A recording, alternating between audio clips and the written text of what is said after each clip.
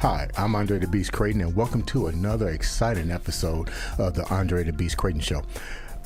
Today is an exciting show. I'm going to think how I should introduce this young man. The awards are endless, so I would start out like this. MVP, Super Bowl champion, collegiate champion, family man, entrepreneur, leader, mentor, the list goes on. I briefly met our guest yesterday. We connected through social media. Thank God for social media. And I am a big football fan, Dallas Cowboy fan, matter of fact. We won't go there today. But I was looking at this young man's bio and was really amazed. The show is about Beast's state of mind. And we all have it. We all venture into it, and we sometime along life's path we drift out of it, and we try to find our way back into that state of mind. Today's guest has definitely endured different states of Beast's state of mind. He's overcome a lot of the downs, rejoiced over the highs, and praised the outcome. Today on my show, I have MVP, Super Bowl champion, leader of the community of Indianapolis, Indiana. Welcome, Mr. Gary Brackett. Gary, welcome to the show. Hey, man, appreciate it, man. Great intro, man. Only fitting. Gary, like I was saying, I read your bio, and believe me, I was deeply moved to the point that I was in tears. I share a lot of what your bio said. Take the viewers down a path of your childhood first and your family, and then we'll go into other segments of your life that kept you in the beast state of mind. Right, yeah. So I grew up in Camden, New Jersey. So I don't know if you're familiar with New Jersey or Camden. I heard of it. Yeah, so Camden was awarded #1 worst city in America several times, right? So not a great place to grow up. But that's where I grew up, and kind of the hard knock streets of Camden. My mom and dad moved out of there when I was about 5, to Glassboro, New Jersey. Okay. So I had 3 older brothers and 1 younger sister. My father was a Marine, so retired military man, and my mom was a registered nurse. Okay, hoo-ha. Yeah, exactly, right? So for me, growing up, I had, that strict father that, taught me some discipline, on time is late, right? Make sure you take care of what you need to take care of. Then I had, my mom who was loving, a nurse, ordained reverend, so it was like this perfect balance. Having 3 older brothers was interesting because for me, I've always played up in competition. So even as a young kid, right, I always played against my brothers. I'm in 6th grade, they're in high school, right? And I'm on the basketball court, football field, playing against them and their friends, right? Because they needed an extra guy, and I was there. So, but what it did, though, was give me a huge advantage when I played against people my size, my age. Okay. What do you mean by the advantage? I wasn't afraid. I mean, you playing against kids in high school, you're in 6th grade, right? Right. It's something about being on the 6th grade playground, like, man, y'all can't touch me. I just tackled the dude that, the varsity running back. Right. So for me, it was always just interesting having that tight family community. Multiple sport athlete, played football, basketball, and baseball. All 3 of my siblings did. So, man, it was just always on the road, always at practice, just getting after it, as best I could. Now, your father, Marine, very disciplined. Tell me a time that your father was really disciplined. I think it was a moment when you was playing football and you was trying to figure out what your father was thinking because you missed the tackle. Give me that. Yeah, so there's the thing about my dad, right? And I think as we mature as men, you figure out different ways to show love. Right. And through our generations, right? So, when I grew up in the 80s, the 90s, it was tough love, right? Your dad wasn't going to like sugarcoat anything. He wasn't going to straightforward do it. And not only that, I think the way that my father showed love was through like holding me accountable. Or constructive criticism, if you will, right? So a game, I had 3 touchdowns, 15 tackles, right? So I come home like, yo, you see the stats, like, right? I beat like beast mode, right? I beasted out, and my dad was like, "Nah, you had 3 and 2." I'm like keeping what the you records. talking about? He's like, "Nah, you had 3 missed tackles and 2 fumbles." I was like, "All right, dude, like whatever." Okay, yeah. So, but it was interesting. So that later on that day, right? I'm just like, man, this dude, like, what? So when I hear him through the upstairs window, he outside on the phone bragging to his friend, like, "But my boys, they killing it." So it's that interesting thing, like. But now, as a man, how did that make you feel knowing that he did that? Because clearly, I know where you're coming from. Because my dad showed that kind of love, and that's kind of like in our community. That's how we do. So when you heard your dad all of a sudden give you those praises, did that do anything to you as far as energizing, going, "Oh well, he's really paying attention"? No, because it's funny because again, like. As a kid, I wasn't as mature as I am now, emotional IQ. So I'm like, why this dude playing mind games with me? Like, why can't he just give me some flowers, right? So I've always struggled, like, you know what I'm saying? This, like, he's a hater. Like, you know what I'm saying? So I didn't understand, like, no, he just wants me to be my best. He wants me to strive for greatness. And so I took it as like, man, this dude a hater. Like, you know what I'm saying? What can I do? But it's interesting now, with my kids, man, I'm way more... hey, what you think about the game, good, bad? What can we improve on? What do we do well? And just try to break down with them so they can see the good and the bad of each individual event. So tell me about your mom. Yeah, my mom, ordained Reverend, sweet lady, sacrifice. It's crazy when people always ask you like, who's your hero? Like, who's someone you look forward to? And it had to be my mom. Right. My father, because of being a Marine, suffered from PTSD. So he had post-traumatic stress syndrome. So that precluded him from being at a lot of our games, right? He didn't like being around a lot of people, didn't like being in crowds, loud noises. So my mom was the one. So, you scoring a touchdown, your mom, right there by the fence with the cowbell. Right? Or you going to a game, good game, bad game, she's always there for you. And she just had that ultimate faith, the ultimate belief in you. And she did not let you get down or stay down too long. Was your parents harder on you? We'll talk about your brothers and sisters in a minute, but was your parents harder on you because you were the youngest? So I was the youngest boy. I think I don't know if they were harder, right? So the oldest is probably harder on the oldest, trying to set the tone, and then at the fourth boy, it's just like, I got 3 kids, right? The first one's like, oh my gosh, you fell. Oh, let me rinse that off. The third one, you're like, all right, yeah, all right, like 3-second rule, right? So I think it wasn't that it was hard. It was just like they've seen so many stuff with my older brothers. Right. So it was just like, look, all right, we already know the games, we know the tricks. So let us cut you off before you even get started. Right. So you said your mom, she was kind of like the backbone. She now became your hero. It had to be difficult for your dad. So now you're transitioning from 2 parents coming to watch you play to, and really trying to understand exactly what your dad actually has. But I guess your mom was the comforter and said, okay, keep your dreams going. Let's keep going. And she became the role model. So tell me a little bit more about that, your hero. Yeah, I think my mom would like give her last for her, and she did a lot of times, right? So I can remember vividly as we got older, right? I'm in high school now. My brothers are gone, but they live like around the corner across the street. So my mom will go out, it's 4 kids home, so she'd get 4 sandwiches, come home, and then the other 2 will be home.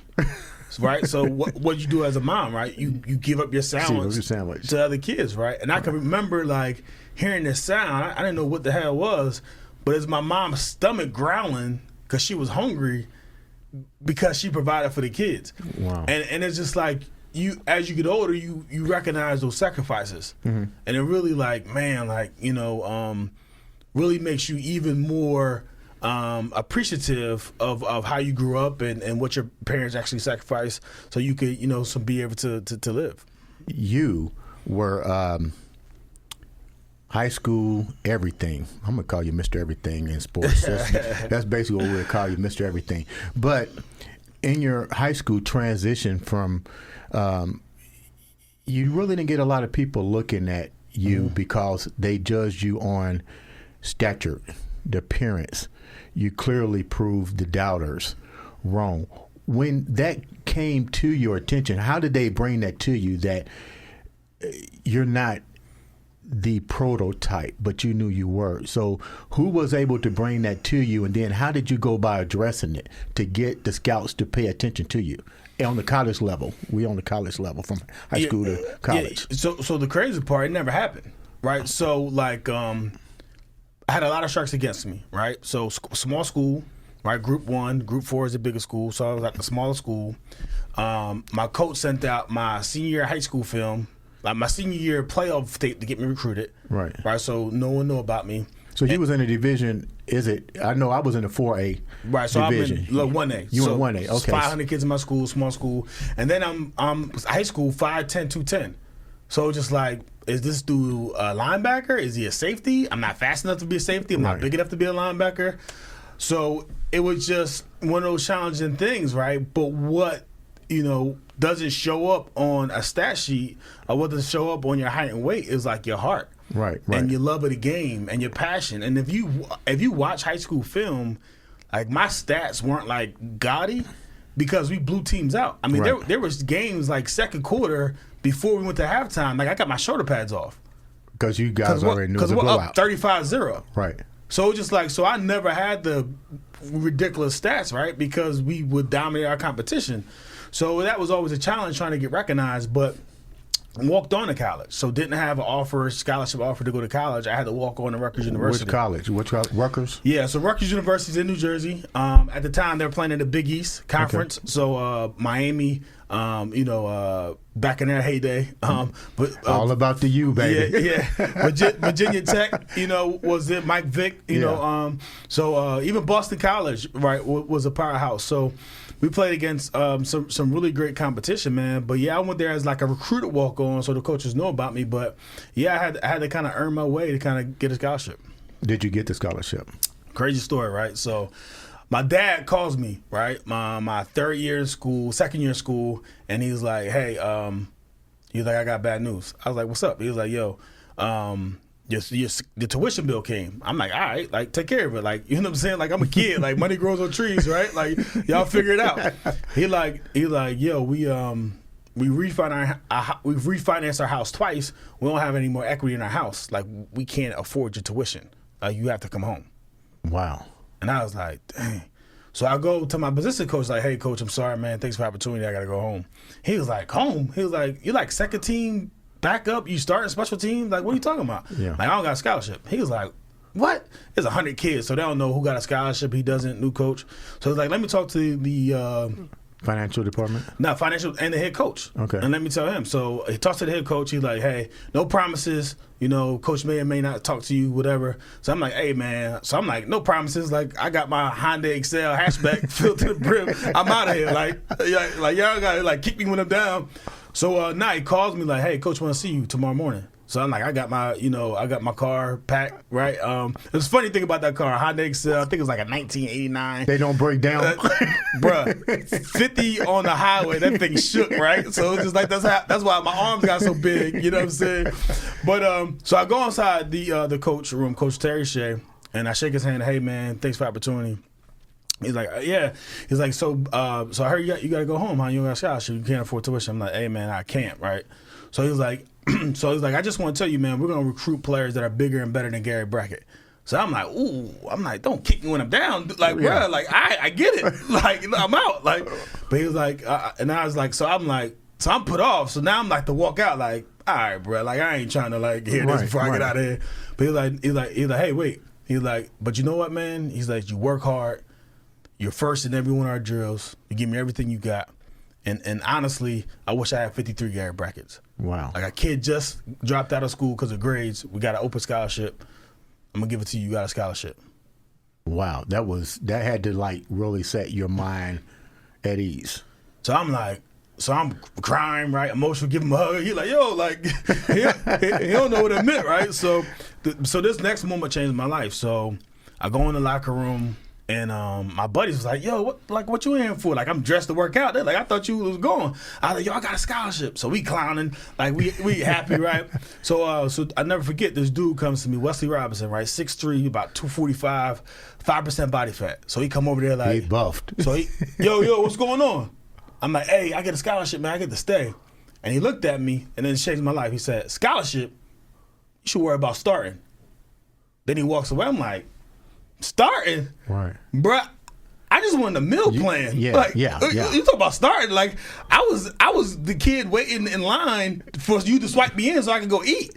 You know what I'm saying? I had 40 meals on so I'm like, bro, I can eat. Like, what are you talking about starting? Yeah. So, but that night, right, I go home and that keeps on playing in my head. Like, man, you should worry about starting. I'm trying to go to sleep. You should worry about starting. I'm just like, so then like you make a deal with yourself. Like, so you ask yourself the question, like, what would it take for me to start? So now you're playing with the devil, right? So now you're like, yo, you gotta start waking up earlier. You gotta stop eating bad food. Stop putting junk in your body, right? You gotta stop drinking so much. You gotta watch film. You gotta be dedicated in the weight room. So you get this list of all these things you gotta do, right? And then it's just like, you know what? I'm gonna commit to this list. So before the list even came out, before the guy approached you, the coach recognized your abilities. Yeah. So did the thought of ever starting even hit your mind, or was it more, you was more academically driven than you were sports driven? I guess is what I'm trying to say. No. So the thing is, right, so I was always athletic, right? Right. But I wasn't disciplined. Okay. So, you know what I'm saying? I was at the time 245, right? I played in the NFL 225. Okay. So I'm fat, out of shape, right? And I wouldn't get a lot of playing time. So when I was getting there, I always thought I got to hit a home run. So I'd be guessing, you know what I'm saying, not doing what the play calls me to do. So while I was talented, while I was strong, while I was fast, quick, like I never had an opportunity to really lock in and stay focused and stay disciplined to get it. So they recognized it in me, right? I was starting special teams, I was a backup, but they couldn't trust me. Right. Okay. So doing all those things that I made on that list gave them the ability to trust me, which then gave me the ability to be the starter. So what he said really impacted you. I mean, changed my life. And it's this poem called The Meano's Higher.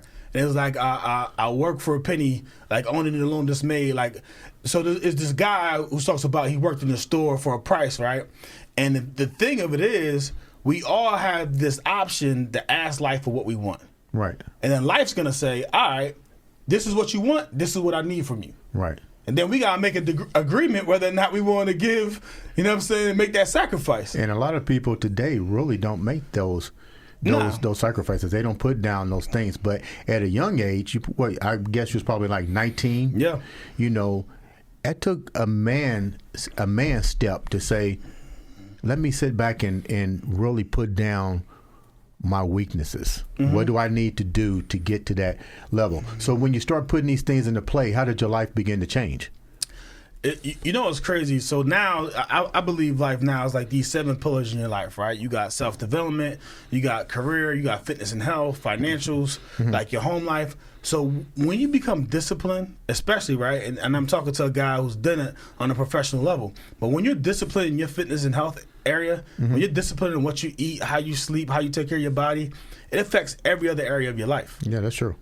So for me, you have better relationships now, right? For me, your spirituality is cleansed, right? Because I'm not eating junk food, I'm not drinking, I'm not crazy. Financially, I'm not spending that money. So when you really affect and control your fitness and health, it affects every other area of your life. You know, we're going to talk about those pillars a little later in the podcast, because remember, fans, I want you to pay close attention to these pillars because we're going to emphasize that later. So let's keep moving forward. Throughout the college transition, you also went through some hard times with the loss of your mom and your dad during your college. Yeah, I was actually in the NFL. So you was in the NFL? So I lost my best friend. I lost my best friend in college. Okay, tell me about that. Yeah, so I obviously very talented, did not go to college, got caught up in the street life, and one night he got murdered. So I was a senior at the time, junior actually, and I had to go home and be a pallbearer. And it just really tells you in life, man, the choices you can make. Because I was thinking about not going to college, doing the same thing, right? So for me, it just really just put into perspective a few things. One, how valuable life is. Mm-hmm. And secondly, how valuable your choices are. It's funny because you just, I don't know if people heard what you just said. You almost went down that path. Yeah. What was the transition that made you decide not to go down that path? So for me, and this is a challenge that, a lot of us face, depending on where you're at, especially African-American men, is that growing up, a lot of times you don't have positive role models. 100% true. So, and not that my mom wasn't a role model, but I don't want to be an ordained reverend. I don't want to be a nurse. So it wasn't like something I want to, emulate. Right. So a lot of times the challenge becomes like, how do you model yourself off of something that you don't know exists? Right. So for me, what was stronger than modeling myself after someone was not modeling myself after someone. So seeing the worst, right? We lived across the street from the projects. Right. So I've seen criminals, I've seen crime, I've seen violence, and I was just like, man, I want to be a part of this. Right. I had a strong desire to remove myself from that situation, and that strong desire is why I decided to go to college and get an education and try to get out of there. Did you have survival remorse with your friend, because he was your friend? Did you wish that maybe you could have? We all have done that. I know you probably sat back and said, "Damn, I wish I could have done something," but I guess you did do something. I'm pretty sure your friend is like, "Wow, you changed your life," because you could have been in the ground next to him. So I have this saying that I really believe on, and obviously we're gonna touch on my family next, but my belief is that the way you honor the dead is how you live your life. Okay, that makes sense. Right, the best honor that I could give someone that's not here anymore is going out there being an inspiration, going out there being a leader, going out there being a mentor, right? Mm-hmm. Giving back to people. That's the best way I can honor you. Like I can't honor you by being at your gravesite, by being depressed, by, not living up to my potential. That's not honoring you. Right. But by living my life to my fullest, I'm giving you the best kind of honor. You mentioned role models, and I'm African-American man, and we're not just saying this happens with just African-American men, but it happens a little bit more. We always looking for, and I know myself from my own personal journey, sports was a way out. Mm-hmm. There wasn't role models. I believe my first role model was my coach, and I remember going in my first year in high school, and they had track and field, and I'm from Georgia, right? And to go to Pepsi-Cola, Florida was big. It was the Pepsi-Cola relays in Tallahassee, and I remember him saying, "We're only taking 15." And this was my first year, and I said, I can't. And I remember Coach Hugh Hicks, played for the Dallas Cowboys and the Kansas City Chiefs. He looked at me and he said, I want you to do me a favor. I want you to go home and look that word up and come back tomorrow and tell me what it meant. And I looked and I said, Coach, I said, I couldn't find a word. He said, they never use it. And I said, wow. And that was like a life-changing moment in my life. And I said, I'm never going to use that word again. I'm going to try to find a way to make things happen. But with that said, looking for a role model, back to your family. You lost your father. He was a male role model to you. Mm-hmm. Who stepped up? Not even stepped up. Let me rephrase it. When you lost your role model, because that was the mentor outside of your brothers and your immediate family. Who was the person that came and you kind of mentored and was like you gravitated to him? You know what's crazy? So my first year in the NFL, week 8, I get a call that my father passed away. Right, so go home, bury my father during the off season. 6 months later, I lose my mom, and then a year later, I lose my brother to cancer. So 18-month span, I lost my mom, my brother, and my father. So at the time, the linebacker crew was me, Cato June, and David Thornton. And we was as thick as thieves. And so many times, mentors people are looking like, yo, their mentor is someone older, right? But so many times our friends can be mentors to us. Right. And what I've learned through that time was like, man, how a friend comes through in a situation when you need them. Right. Because so many times I think the misconception is like, yo, you're going through something, so now I'm going to tell you, yo, Andre, yo, you're going through it, but hey, if you need me, I'm here for you. Right. And they put the burden on you, right? But you're going through something. Right. The last thing you want to do is carry that. Or risk rejection. Right. Right? I'm going through something. I'm already at my lowest. Right. I'm going to ask you for something. You reject me, bro. You may not even. That might be it. Yeah. So what my friends did, man, they didn't wait for me to ask. It was proactive. Hey, come get your ass out the house. Hey, we going to Bible study. Hey, we going to dinner. Hey, we're like, nah, I'm coming. I don't want to drive. I'll pick you up. Right. So I think true friends really don't wait for the ask.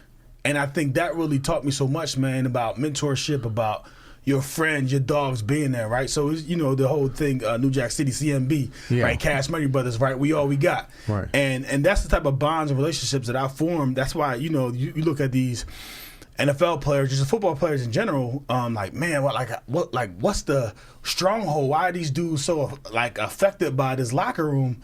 And it's those type of relationships that you don't get anywhere else. Right.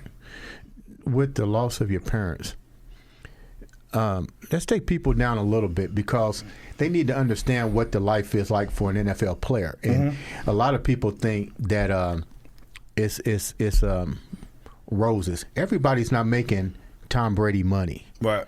You came on pretty much as a walk-on. Right. Your job wasn't guaranteed, and I believe, if I'm not mistaken, you wasn't even signed yet while this turmoil was going down. It was my first year, rookie contract. My signing bonus was $2,000, right? So free agent signing bonus was $2,000. So like I spent, like a bunch of money because I had to go home, I had to rent a car, so I got here and I got my check for $1,200, and I was like, yo, like, I got $2,000 where my money at. It was FICA, right? Taxes, SUDA, food. I'm like, they're like, yo, taxes. I'm like, what? So I'm in a hole day one in the NFL, right? So not only did I have millions, I'm negative in my bank account. And people really don't understand that. A lot of NFL players, now it's changed. They have financial assistance and stuff, but when people look at it, they be like, man, that dude is balling. But a lot of NFL players start out in the negative for some reason, maybe mismanagement or the ability not to know what their money is, or maybe not even having an agent. Did you have an agent? Yeah. I think they have agents, and I think, obviously some players spend money before the draft and then don't go as high. But I think now, one, they're getting paid a lot more money. Yeah. Right? I definitely was born in the wrong decade. But second, I think, they're being smarter. I think the internet, man, it just has so much information, and guys are learning from, some of the other guys' mistakes. But I think they're doing a better job of educating, better job being smarter. But the reality of the situation is the average NFL career is 2.5, 3 years. Right. Well, look at Dak Prescott. I mean, people were like, okay, give him the money, don't give him the money. This guy just got hurt. Yeah. Done for the season. So, but not to focus on the money. So what I was going with that topic was people needed to understand that maybe you wasn't even signed yet, or you didn't have the mega money, but you're still trying to keep your family intact because, you have deaths in the family. You're going back and forth. That's a lot on your plate at the age of what, maybe 22, 23 years old? 23. You now are a man. So the crazy part about it, right, is that, NFL players, they're not born sophisticated into money. A lot of us don't come from families and situations where we're taught money, we're taught finances. So for us, we feel like there's so many people who got me here. It's our money. Right. Right. So for me, it's just like, I give my last. Like, my brother was dying of cancer. Like, I'd have emptied my bank account if I could have found a cure for him. Right. Right. I mean, I emptied my soul. Right. I gave him a bone marrow transplant. But just the type of dudes that we are. Right. Because for me, it's always more important than making the money was the person you become while you make it. While you're making it. People don't understand this, too. During the time that your brother was going through this cancer, I guess people don't understand what a bone marrow transplant actually means for what you did for your brother. You had to literally get injected with a flu-like symptom. Right. Help assist your brother. Then on top of that, report to camp and be in condition to keep your job. Right. Tell me about that. Yeah, so second year in the NFL, we're going into training camp in May, right around my birthday. My brother, right, we grew up, we looked like twins, my Greg, which was great because he was 3 years older, right? So essentially when he turned 21, I turned 21, right? So that was great for me. I was in high school. So we went to go get the matches, right? I'm a perfect match for him. But the problem was he didn't have insurance, so it was all financial aid. They were playing around with him. So comes to May, he's dying in the hospital, and I get a call like, hey, he just got approved, your brother's dying. Like, we need you here on Monday to give him his bone marrow. And we had camp that weekend. So I had to go to Coach Dungy and talk to him like, hey, Coach, man, my brother is he's in the hospital dying of cancer. And Coach Dungy's father just died of cancer, so he was familiar. And he was always family first. What was great about Coach Dungy. And I was like, I got to go home and, give him a bone marrow transplant. He was like, man, the family's always comes first here. So that's what I did. So it's crazy because I went home, and a lot of people have this misunderstanding about bone marrow. I don't know the research, but I think it's a low percentage of the times like bone marrow actually is that long needle in your back to get the marrow. Mm-hmm. And that's what most people think when they think about a bone marrow transplant. Mm-hmm. For my transplant, it was being in a room, hooked up to a machine, and they took out the white cells. They took all the blood out, they extracted the white cells, right, and then they put the red cells back in my body. Well, in order to boost your white cells, right, they got like the best time your white cells are increased is when you're sick. Right. So they got to give you a Neupogen, it's called, and it's a shot that really just boosts your white cells. Pretty much injecting yourself with the flu. But the kicker was like, yo, at the time I'm 9-10% body mass. I'm 230 solid. They like, yo, you ain't no regular dude, so we got to give you like triple the amount in order that we can extract as many as we can. Yeah. So for that weekend, it was not a great weekend. But like, again, like, you know what I'm saying? If that's little in terms of sacrificing for the opportunity to save my brother. That is a lot on your plate to be a young man. Mm-hmm. But let me go back a little bit more. Not only did you do that, but I'm going to go back one more notch here. Your mom, you did something. You had to make decisions that a person of your age, it had to be difficult. Right. To make the decision. Let the viewers know that. Yeah, so, again, first person in my family with a college degree. Now I'm in the NFL, right? So, of course, like, my father's gone, so I'm like the head of the household, right? So, my mom's in the hospital. She went in for a routine surgery, and she had a stroke on the recovery table.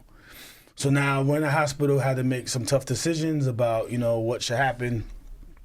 And my mom was a reverend, and she was bubbly, she was alive, and as the stroke progressed and got worse, her condition got worse. So her brain function was almost at like 5%, meaning that she'll be a vegetable for the rest of her life, right? So she's still alive because she's hooked up to the life machine. So I drive home, and I remember this episode of Seinfeld. I don't know if you watch Seinfeld. I love Seinfeld. So, Kramer. Yeah. So it's one episode where I think the father was in the hospital, right? And then every time he's hooked up to the machine, the wife comes in, and the machine goes off the hook, right? Yeah. So then she leaves, it comes back down, and then she comes back, and it goes off the hook again. So then he was like, yo, like, Mom, you killing Dad. Like, every time you come to the hospital, like, his level's off the hook. And then the father was like, nah, like, my heart still flutters and skips a beat every time I see your mom. Like, she's the love of my life. The whole thing, I can't live without her.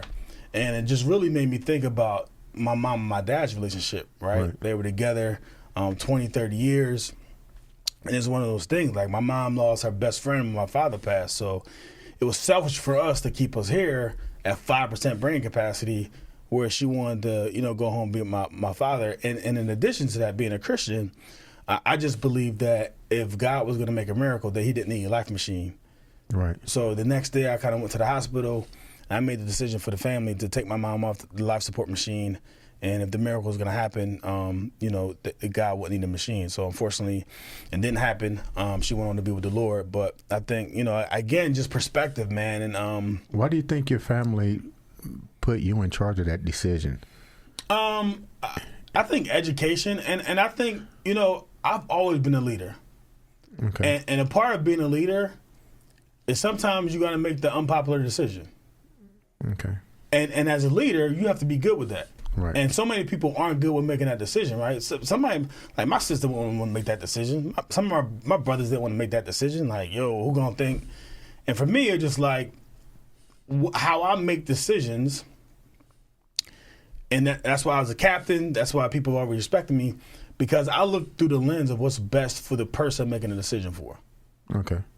So when I made a decision about my mom, it's what's best for my mom, not what's best for me. And so many people can't make a decision what's best for another person without leaving themselves out of the equation. Right? I'm gonna make a decision, but ultimately it's gonna be best for me. Right. Right. It's not gonna be what's best for you. It's gonna be what's best for me for you. And for me, to be always able to step outside myself and say, hey, what's best for her? And for me, it was an easy decision. So, you know, I had, you know, just solace knowing that, you know, I made the best decision. I was raised well. They instilled so many, you know, valuable, you know, values inside of me. And for me, you know, I felt like it was time for them, you know, to go and be without pain. On a lighter note, and believe me, I feel your pain. When I read the bio, like I said, I was in tears, especially more so for the fact that you was a young man that had to step up. Mm-hmm. So on a lighter side, let's talk about the Gary Brackett of the NFL. You played with Peyton Manning. Mm-hmm. You played with some of the Marvin Harrison, Reggie Wayne. So tell me the good side about Adrian James. About playing. I love it. Yeah, not facts.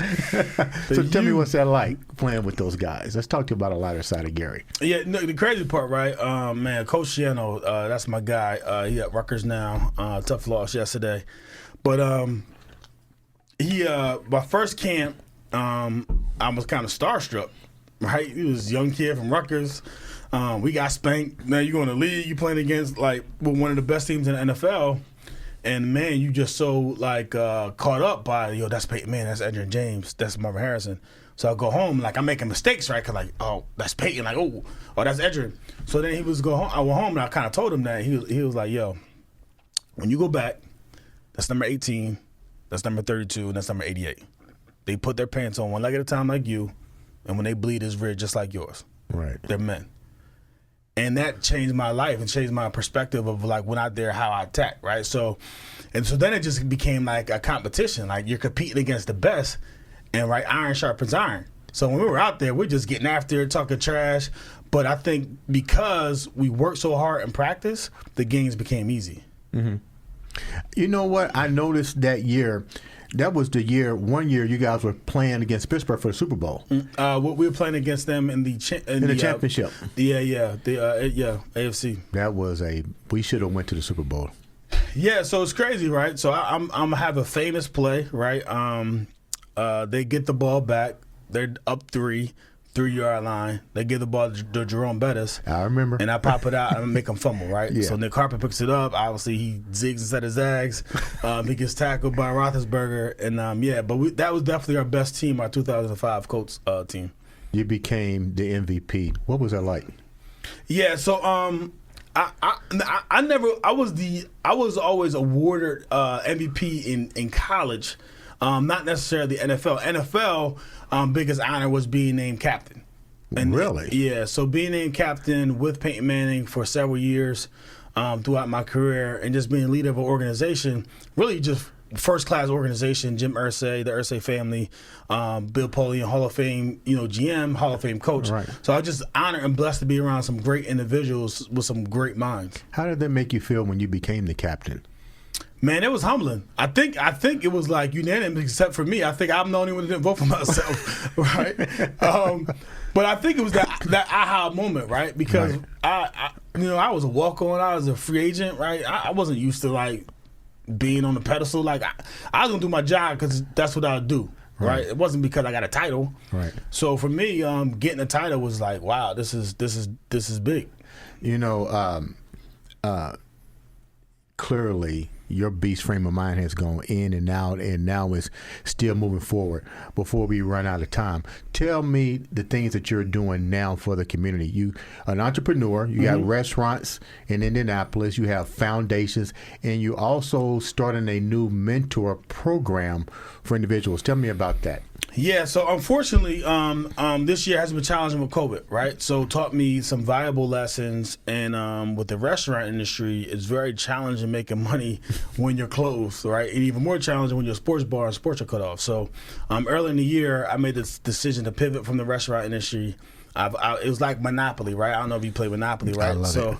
All game long, you build your board up, and you spend all your money to acquire property, right? And then you got houses and hotels, and then only one card in the game can be detrimental, right? Right. And that card is, you got to pay taxes on each house in these. So that's how I felt, right? Getting the bag, and 10 stores not making money, no sports. So that cash drain was so significant, and running the numbers and looking at the financials, there wasn't one event that ever was going to occur to get back what I lost. Right. So then you start thinking about sunk costs and about money that was invested that was gone.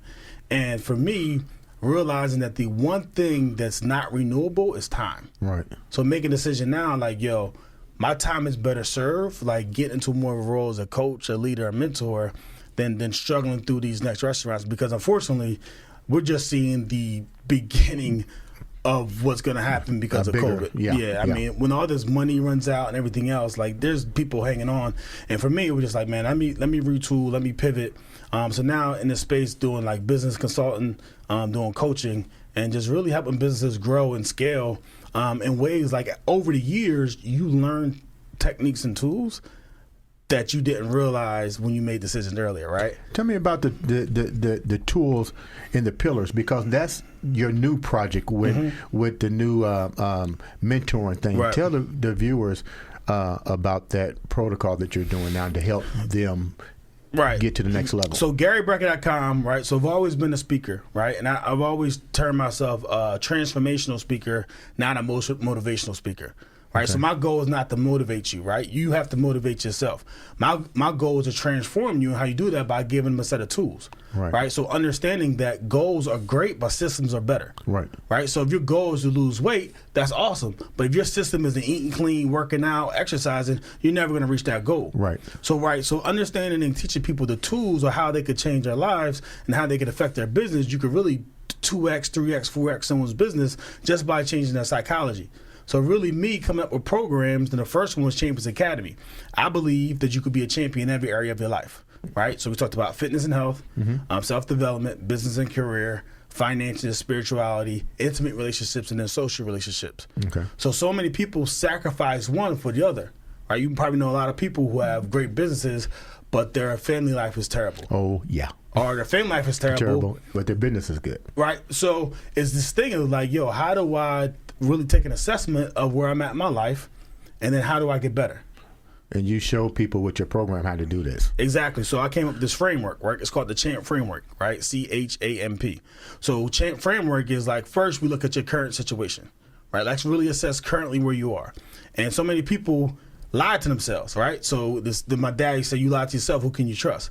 So your current situation isn't you with your shirt off.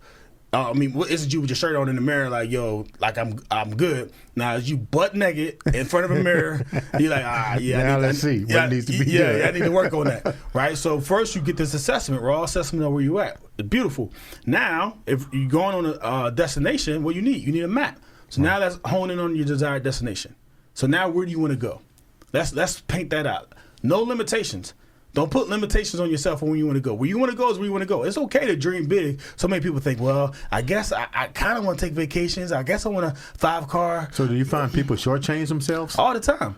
All the time. People use other people's perceptions and other people's limited beliefs and fears and let them affect their lives. Okay. And are afraid to live their lives, right? People that I hang with, they're afraid to say, I want a multi-million-dollar business. Now, if I make $40,000 a year, I'm good. I'm like $40,000. Right. Now, if I make that one deal, I'm good. Right. So just change your mind, right? And whatever you change your mind, you could do in reality. Okay. So next, after you hone on your desired destination, you apply the 80-20 principle. And what's the 80-20? My belief is that 20% of what we actually do result in 80% of our results. Okay. And so many people think in order to acquire success that they need to add additional tools, or really they need to addition by subtraction. They need to start doing some things. Right. So you probably work with people now and they train in fitness. Mm-hmm. Well, I'm gonna take this program. I'm gonna take this. I'm gonna take that. Nah, all you gotta do is remove these things from your diet. Right. And exercise this much a week. That's it. Why do you think that people, I'm glad you brought that up, why do you think people make it so difficult? Is because they allow the influences and to penetrate their mind and they can't get out of it? I think people generally want a shortcut. And I'm glad you said that because I didn't want to say it. Right. And the shortcut is doing the work. Yeah. There's no shortcut. Okay. Take the stairs, do the work. Right? So then after you understand what's the 20% that gets you the results, then you take massive action. Right. Massive, consistent action, right? And so many people are afraid because they've been putting in work, they're not seeing the results because they're judging themselves based off someone else. Well, you're not running a race against anybody else, you're running a race against yourself. Are you better than you were yesterday? Are you in better shape? Are you 5 pounds lower, 1 pound? It doesn't matter. Are you better than what you were? If you are, great, congratulations, let's keep on moving. So some people use the time factor because even as a trainer, and I'm pretty sure you get this with your program, they want to see instant gratification. Doesn't work like that. And I'm glad you said it doesn't work like that. Your program is proven information because you have used these tools in your own life. Yeah, not only that. I mean, I'm helping clients see clarity, right? And the last P is that pursuit of transformation, right? You look at some of these LeBron James, Bill Gates, they're still pursuing life, not because they need any money, right? But they're pursuing and chasing their best selves. And I think our ultimate goal in life is to chase our best selves, right? Is to never settle. Right. And I think once we establish that framework, there's nothing that we can't overcome. Gary, how do the people get to contact you to learn about these 7 steps, to learn more about you and having you impact their lives? Yeah, so my website's right here, GaryBrackett.com. You could definitely hit me up on there. I'm on all social media channels at Gary Brackett. And like I said, it's a commitment, right? And it's an investment, right? I don't look at it as what it costs. It's what are you willing to invest in yourself? And when people look at, what they need to invest in themselves, the ultimate decision is, are you willing to commit? And if you want to commit, it doesn't matter what you invest because an investment is going to give you a return on your dollars. Right. And if that return is there, if you tell me, give me $1 million, I'm going to make you 2, right? I'm going to find a way to get you $1 million. So it just people reprogram their brain and really ask themselves, what are they willing to commit to? And when they make that commitment, man, their lives can change.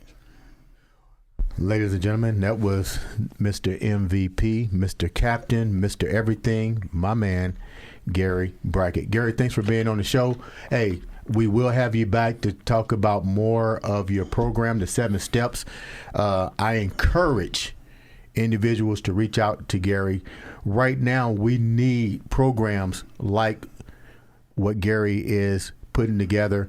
And the reason for that is because we need to learn how to rebrand ourselves. Not of color, not of race, but in general, we need to know how to rebrand ourselves. And clearly, this program is the tools, the pillars to getting you started. Start investing in yourself. Gary is definitely in the beast state of mind. He's moved himself in the beast state of mind. He's always been there. Gary, if you have one thing to tell to the viewers to keep them strong during this questionable time that we're dealing with, like to give a shout out to the election. I don't like to get political, but you know what? We need to give thanks that we've made history. We have the first African American female, long overdue. I call it like it is. It's long overdue. With that, Gary, what can you leave our viewers with to keep them strong during this questionable time that we're dealing with? The one thing I would leave them with is this notion that success leaves clues. Right? Success leaves clues. Stop trying to do everything on your own. Stop trying to figure it out on yourself. right? People have been where you've been before. They have succeeded. They have won in life, and there's a blueprint on how you get that done. You do not need to recreate the wheel. There's a system that if you put in place will change your life. Ladies and gentlemen, that's the Andre The Beast Show. Gary, thanks for being on the show. Thanks. Tune in for another episode of the Andre The Beast Show.